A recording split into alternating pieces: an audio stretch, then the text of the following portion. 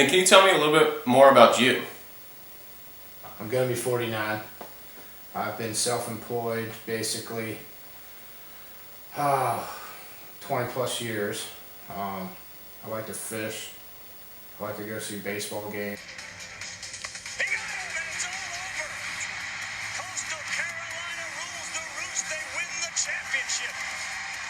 For the first time ever, Coastal Carolina is the NCAA champion. We only have one child, so he's in college, and we don't have a lot of traveling that we have to do for college because he goes here to Coastal Carolina. But we like to take trips for baseball related and boating events. Could you tell me a little bit more about your organization? My organization is a small residential construction company. I have no employees. I'm an S corporation, but basically I'm the owner president. Subcontract most of the labor out, and mainly work on residential remodeling of high-end homes, and do some new construction from time to time.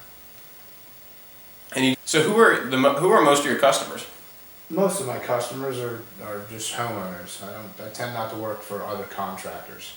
I did that in the past when I was a subcontractor, when I was younger and I was learning all the trades.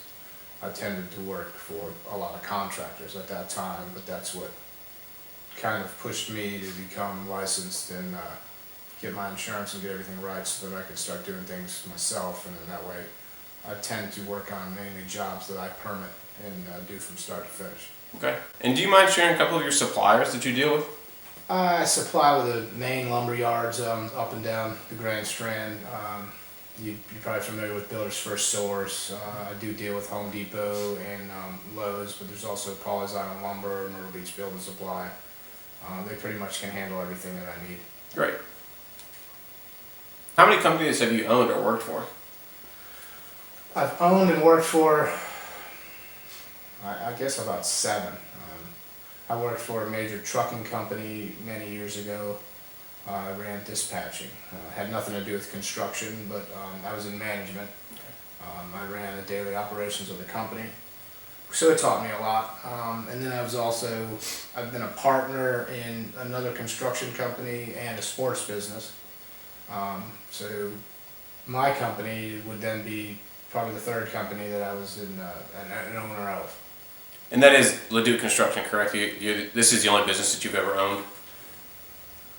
That I've ever owned solely. Okay. But the other two, being a partner, I had a partnership investment in both the construction company and the sports related business. So I was still an owner. Right.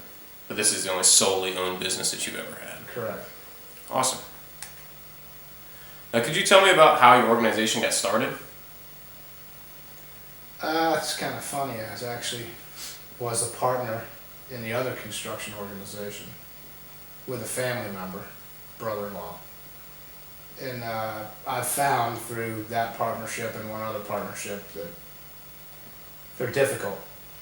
And we had our disagreements and just decided to go our separate ways, and I decided to start my own company, incorporate, and that was back in 2000. And just have grown since then. And has it always been LeDuc Construction, or did it start out as something else? It's always been. I incorporated in, I think it was March of 2000, LeDuc Construction Incorporated. Okay.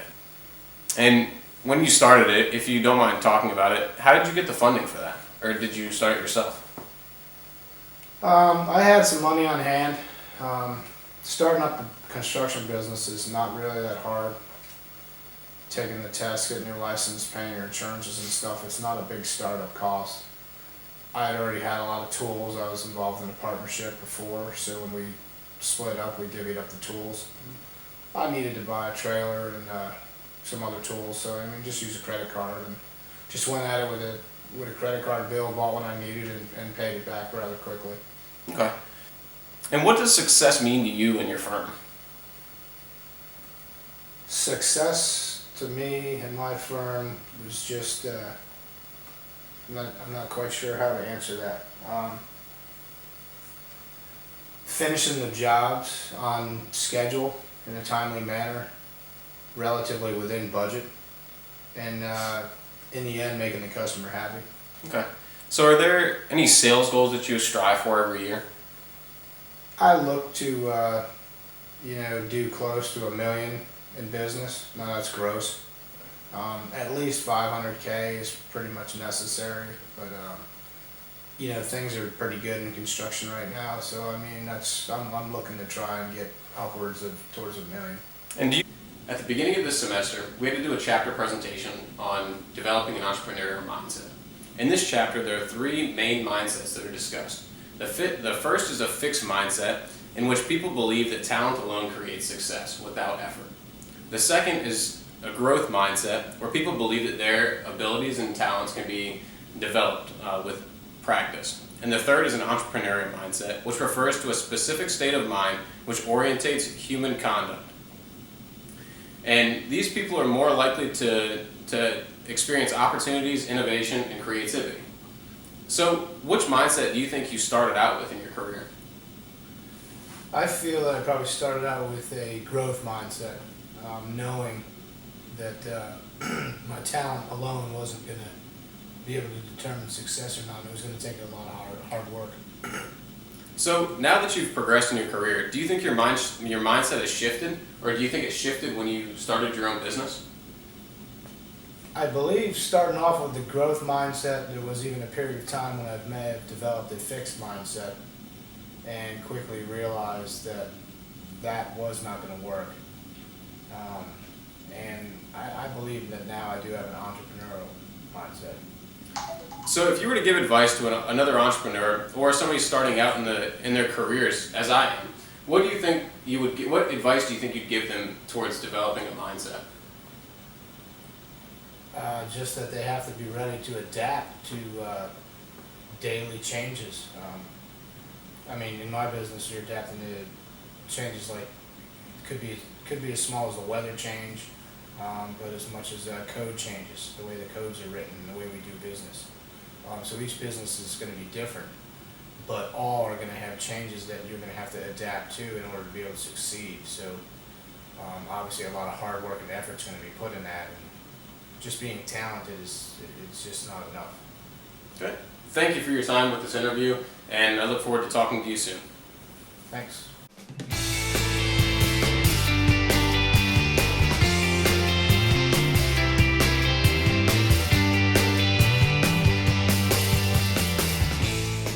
Can you tell me a little bit about you?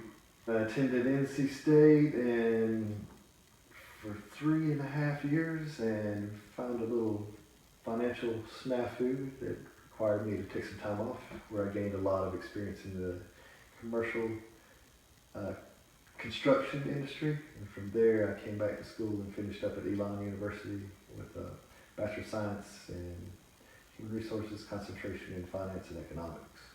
And at the same time I started back to school, I started my business. So I've been doing this for almost 30 years. All right. Could you tell me about how the organization got started? So, could you tell me a little bit about the organization you work at? The company or The company? The company. The company was established initially to assist in day-to-day HVAC repairs and maintenance, but it has grown to where it's become an all-encompassing facilities maintenance operation where we help assist in any kind of issues that come up in a variety of areas. So on a commercial level, but also outside of an institutional commercial level, we do a lot of residential issues also. For starting it, you have to have, like within you, I guess, you got to know that you have a base set of skills. So I would have never started it personally unless I had some skills that I felt were sellable or usable, and what I had garnered over the years of experience in just 2 different jobs that I had, and learned how to deal with the culture of the construction industry, the projects, the timelines, the constraints, the poor conditions you may have to work in all around the country, and the different groups of people that you have to meet during that time. They helped prepare me when opportunity arose, that I was like, I can do this. I can take care of the project and myself, I don't really need a boss man telling me what to do. I let the job dictate to me. The problem that I have to solve is the boss of me. So that's how I used it. Took a chance on myself. What does success mean to you and for your firm? I don't know if there is a true definition of success. There may be a self-perceptive way to look at it. That's what success is, and there's other people's way to look at what success is. For me, I never really think about that as far as like a definition of success, but mainly is to take the problem and solve it and do it in a cost-effective and safe and efficient way. To me, that's success. So success is a series of processes, and that I consider this planning and assembling of the task requirements and the implementation and putting the labor in the right place, making sure the job gets done in a fluid manner, and handling any issues that may arise while the project's going on. And you do that and everybody gets home safely. That is, to me, that would be a label for success. That'd be a definition. What do you tell new employees about the organization and how things are done there? I encourage everyone to come in and watch the guys that are in front of them, experienced, and listen to me. And I want everyone to learn something, and not everyone learns the same way. So you could have it laid out in an order that, for me, I learn best, and then I have another person comes in, they don't learn the same manner as I do. So as I've explained to many employees over the years, I think from A to Z. You may think from A to F to B to Z in some other fashion or form. So I'm going to give you the tools to succeed. If you pay attention and you take it in and you replicate what I've shown you, whether it's a physical issue or a safety issue, and you take these things and you build on them with yourself, it's all up to you to learn. But we're going to provide you with either documents to read over, safety training. We're going to teach you in the field. We're going to show you. I try to help people envision, like we're doing some architectural metal repairs, like copper work. Then I try to show them how to three-dimensionally think through some of the things that I'm doing when I'm creating things in the shop by hand. And once in a while you'll catch somebody that has the talent and the energy and the attention span to actually concentrate and learn something. And you can try or you can waste your time, but there's always, I can find out within a few days who has what talents and kind of energize them to move forward or energize them to be really good at what they're capable of doing. And then it's up to them to say, hey, I'd like to do something more. You know, and I let them know they have the opportunity to do that. All right. What do you tell new customers about the organization and how things are done there? I think if they're looking at us for, let's say if it's a roof replacement, and there's not much that you have to really describe except, we're going to try to give you a good price.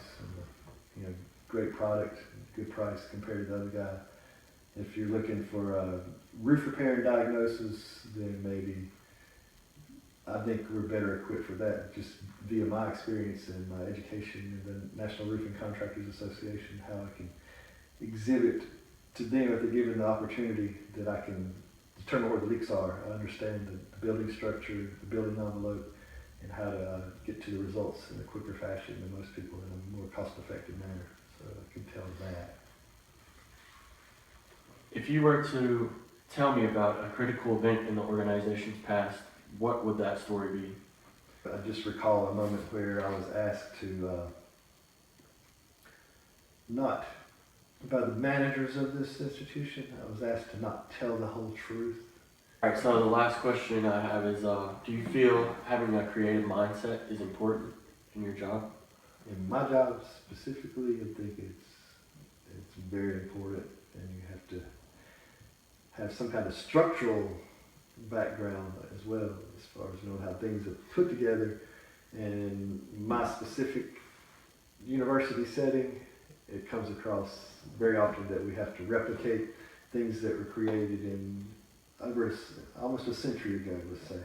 And my task is to make that look like it was done. It was hand fabricated, so I have to know how to hand fabricate things that were made by skilled artisans from almost a century ago.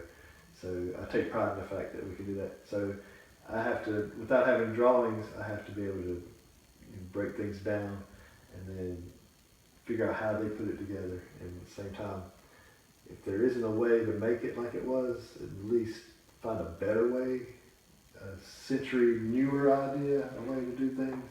And it may be it's 100 feet away and you may not be able to see all the details, but knowing that you're doing it within inches of your line of sight and creating something that is really, it's art, basically it's art. So yeah, I enjoy that, the fact that I had the opportunity to use that. The creativity is important for me. So I can take that elsewhere, and at the same time I can distribute that information, that skill to my employees and allow them to expand their creativity also. So yes, for me, very critical. All right.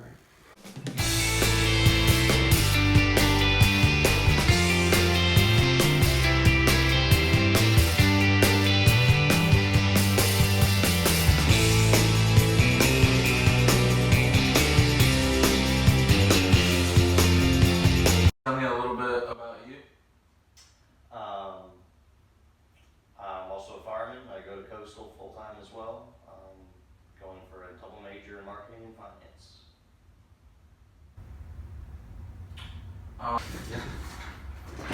Alright, so could you tell me a little bit about the organization? I'm a retail firearms business that specializes in e-commerce and concealed weapons training. Who are your suppliers, and also could you tell me a little bit about your website? I've noticed it is similar to others in the industry. So with an e-commerce website, a shop, an updated inventory and shopping portal are very expensive things to maintain and build. So I'm part of a group that uses a standard template to then stream inventory from distributors that's available for order. It's a lot cheaper that way for a smaller business to be in the e-commerce world. And my distributors are, my supply chain comes from distributors of firearms they buy from the manufacturer in large quantities and disseminate out to the smaller dealers. Could you tell how old were you when you first started a business of any type? I started this 2 years ago, and so I was 24 years old when I started this business. Have you ever started a business that didn't make it? This would be the first business I've ever started. Tell me about how the organization actually got started.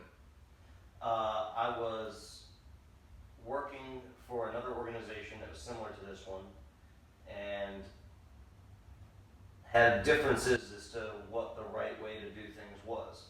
And so after a reasonable amount of time, I thought of trying to grow that business, and it didn't seem to be working. I decided to venture out on my own.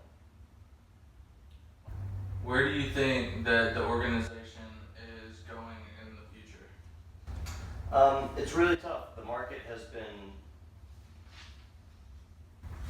up and down a great deal in the last 5 years. It's hard to tell what the future holds for firearms. A lot of the major companies have seen substantial earnings over the last 5 years, but it's hard to know if it's going to continue. I've learned through doing this a lot about business and what it takes to run a business and what it means to be in retail. And I don't know if a large-scale retail operation is what I want in the long term for my career. What do you tell new customers about the organization and how things are done here? Pretty much we sit down just like you and I are now, and we talk about how I provide a link between the consumer that doesn't know what they need or what they want and shows them the path to take to find out exactly which firearm suits their needs best. If you were to tell me about a critical event in the organization's past, what would the story be?